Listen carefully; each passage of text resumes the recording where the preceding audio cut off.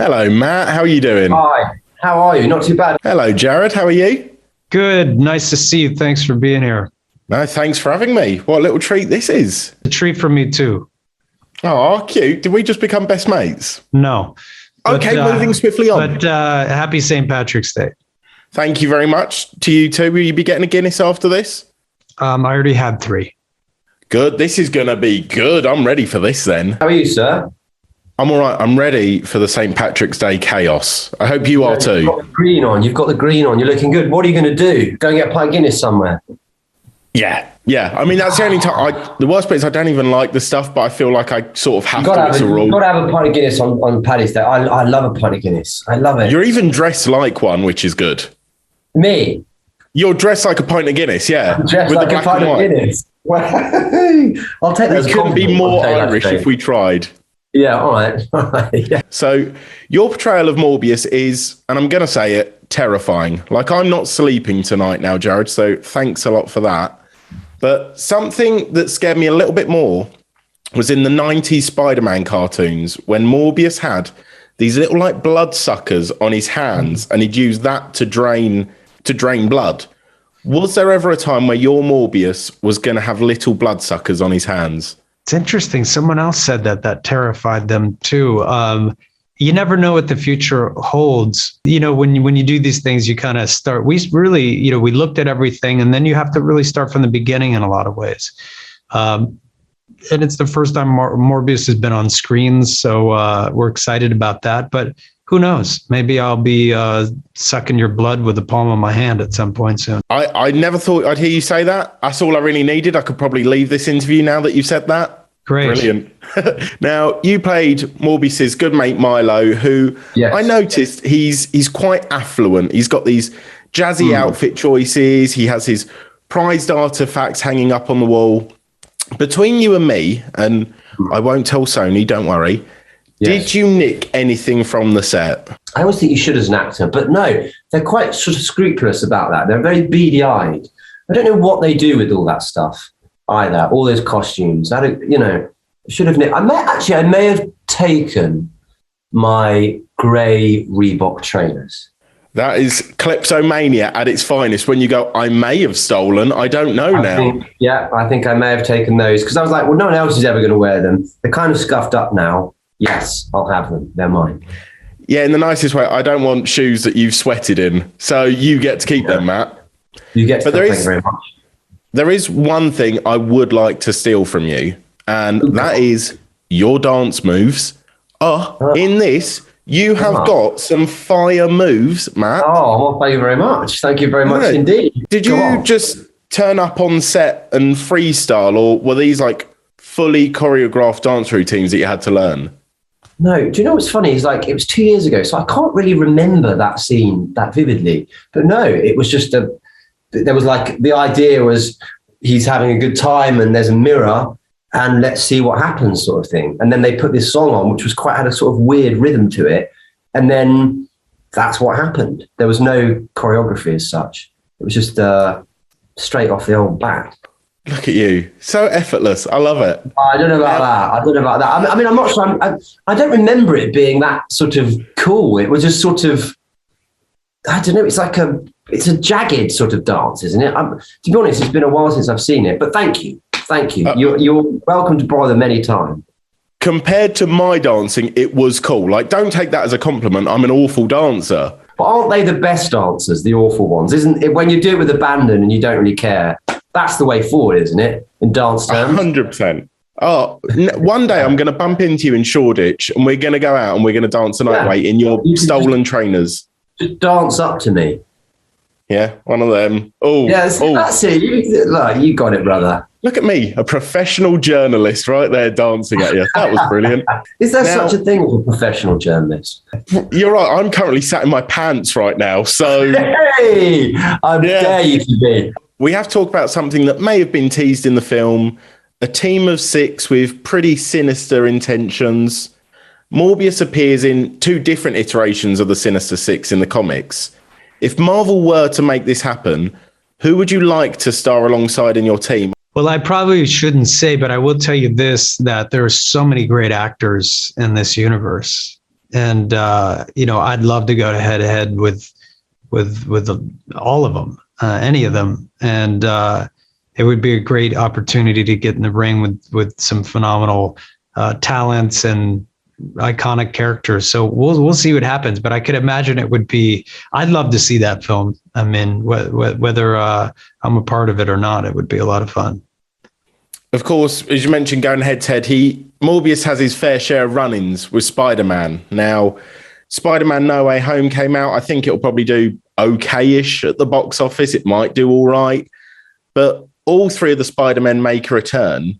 Which of the three, Tom, Toby, Andrew, would you love to go toe-to-toe with as Morbius? Well, I have to say Tom Holland, his Spider-Man and Morbius, new chapters, a new beginning, and there's something about that character. He really just has knocked it out of the park, and I love what he's doing. And I think it would be pretty electric to have Morbius and Spider-Man in a scene together, in a film together. And I don't want to give anything away, but the post-credit scene, it tied into what happened on Spider-Man No Way Home. And it got me thinking, because originally this film was set for release in July 2020, correct me if I'm wrong, but before the release of No Way Home. So was there an alternative post-credit scene before the release? And if so, what did that look like?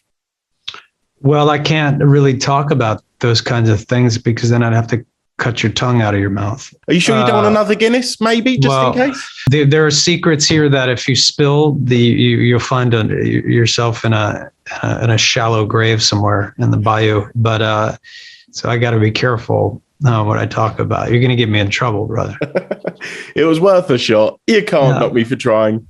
Now, I feel like this might be the closest we're getting to your Doctor Who reunion. Obviously, with you playing Milo in Morbius and Karen Gillan also being in the Marvel world as the brilliant Nebula. Yeah. Did she give you any sound advice for joining the world of Marvel?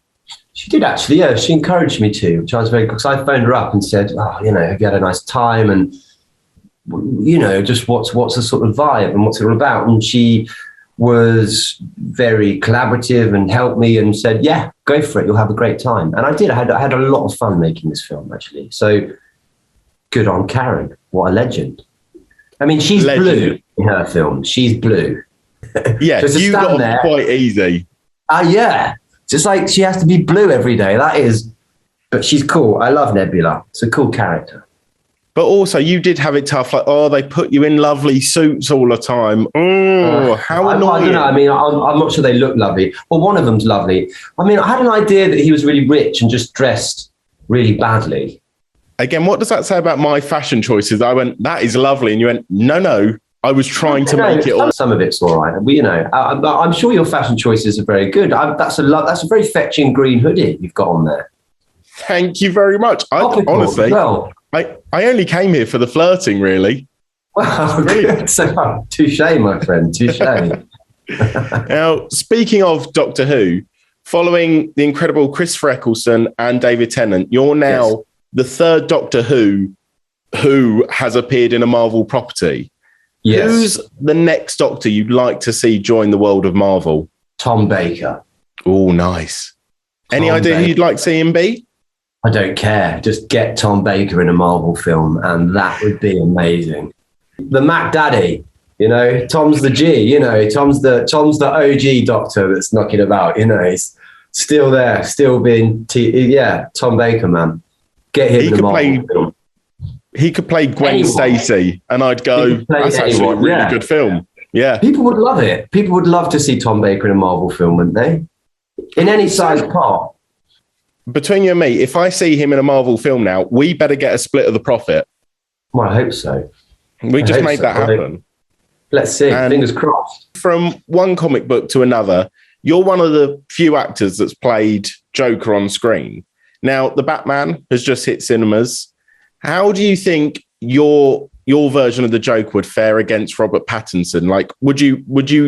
Can you see a world where those two would ever meet? I mean, I don't know, but it's fascinating to think about. I like him a lot as an actor. I haven't seen the film yet.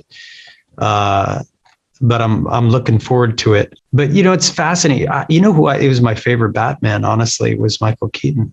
Yes, he and look, I mean, there's so many great Batmans, of course.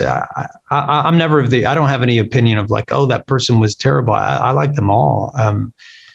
But Michael Keaton, for me, just his energy and his wit and his humor and how quick he was. I don't know. There was something quite stunning about that performance. As we mentioned before, the film was originally set for release in July 2020, and unfortunately, because of COVID, it kept getting delayed. Are you relieved now that you haven't got friends and family texting you, nagging you? What happens in Morbius? Can you please leak a little bit? Are you pleased that that's all behind you now? I think it was moved like 6 times or something, 6 or 7 times. Probably. I don't know if it's ever happened to a film this many times. It's wild. At point, people just be like, keep your movie. Keep it. Don't even put it out. But I also do think because it's a character that a lot of people don't know about, it's a brand new character on the screen for the very first time. It actually ended up being a good thing because we got a chance to live, to be on some people's minds a little bit longer, for people to spend a little bit more time with the trailers. And so I think it also kind of, coming out of this last COVID wave, it seems to be better timing right now than any other time before. Finally, I did mention this before. I am a professional journalist. I want to ask you a question that may possibly get me that Pulitzer Prize. Go on. Did you do all of your own growls and snarls in Morbius? Yeah, sadly, it's really frustrating. I did. It's very tiring. Yeah. Majoritively, the growls and snarls, I think, if I remember rightly, are mine, because you do it afterwards in a booth. And then I'm sure they growl you up and snarl you in and all that. I will pay you good money to send me the footage of you in a booth doing these growls and snarls. No, you don't want to see it. I look like a complete moron. Even more of a moron. Just think, you could have been Blue doing it. So you win this round. Very, very true. Thank you so much for chatting to me, Jared. I really enjoyed that. Thank you, brother. I appreciate it. And we'll see you in person, I hope, next time. I can't wait. I can't wait to give you a big old cuddle. Happy St. Patrick's Day. Have a good night. Get out there. Put some trousers on, for God's sake.